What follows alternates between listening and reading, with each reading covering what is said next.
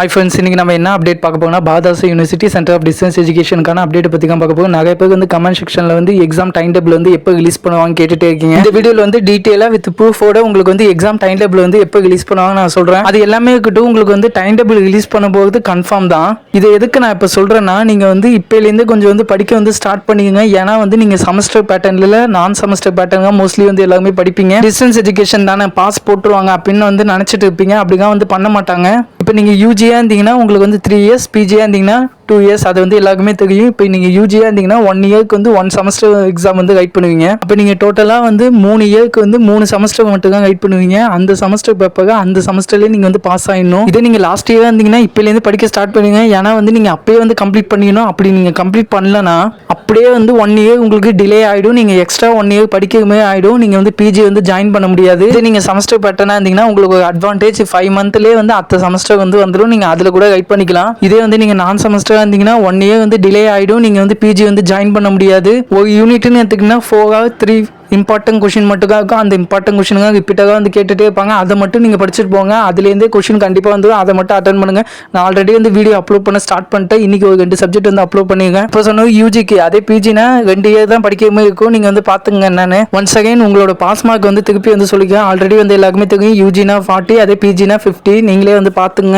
அதேமாதிரி வந்து எக்ஸாம் ஃபீஸுக்காக நீங்கள் வந்து பே பண்ணிட்டீங்களா இல்லையான்னு கமெண்ட் செக்ஷனில் வந்து சொல்லுங்கள். ஆன்லைனில் வந்து எக்ஸாம் ஃபார்ம் வந்து ஓப்பன் பண்ணிட்டாங்க. ஆல்ரெடி வந்து வீடியோ வந்து அப்லோட் பண்ணிட்டு எப்படி வந்து சப்மிட் பண்ணணுன்னு. அதேமாதிரி நிறைய பேர் வந்து கமெண்ட் செக்ஷனில் வந்து இம்பார்ட்டன்ட் கொஷின் வந்து அப்லோட் பண்ண சொல்லிங்க. இன்றைக்கி வந்து 2 சப்ஜெக்ட்டுக்கான இம்பார்ட்டன்ட் கொஷின் வந்து அப்லோட் பண்ணிடுங்க. பிளேலிஸ்ட்டில் வந்து நீங்கள் ஈவினிங் 8 o'clock செக் பண்ணிங்கன்னா உங்களுக்கு வந்து 2 சப்ஜெக்ட் வந்து ஷோ ஆகும் எக்ஸ்ட்ரா. நான் வந்து 5 சப்ஜெக்ட்டுக்கு வந்து ரெடி பண்ணி வச்சுருக்கேன். கண்டிப்பாக வந்து இன்றைக்கி வந்து 3 சப்ஜெக்ட் வந்து அப்லோட் பண்ணிடுவேன். அப்படி இல்லைனா 5 சப்ஜெக்ட் கூட அப்லோட் பண்ணிடுவேன். நீங்கள் 8 o'clock பிளேலிஸ்ட்டை செக் பண்ணிங்கன்னா எக்ஸ்ட்ரா ஒரு 5 சப்ஜெக்ட் வந்து ஷோ ஆகும் உங்களுக்கு. அது எல்லாமே இருக்கட்டும். இப்போ வந்து எக்ஸாம் டைம் டேபிள் எப்போ ரிலீஸ் பண்ணுவாங்க அதை ஃபஸ்ட்டு சொல்லு. நிறைய பேர் வந்து நினைப்பீங்க. இப்போ வந்து நான் டீட்டெயிலாக வந்து எக்ஸ்பிளைன் பண்ணியிருக்கேன்.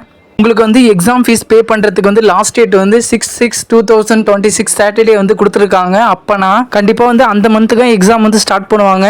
போன வாட்டி ஸ்டார்ட் பண்ணும்போது 20 or 27 அப்போ வந்து ஸ்டார்ட் பண்ணுறதுக்கான சான்ஸ் வந்து இருக்குது.